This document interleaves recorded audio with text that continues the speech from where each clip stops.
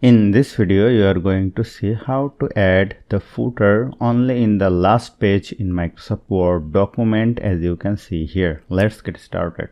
3 pages. Suppose I want to add the footer only in the last page. So let us click on at the end of the second page. Now go to layout, go to breaks and click on this option, section break, next page. Now let us go to insert, go to footer, click on edit footer. Now click on over here and uncheck this option, link to previous.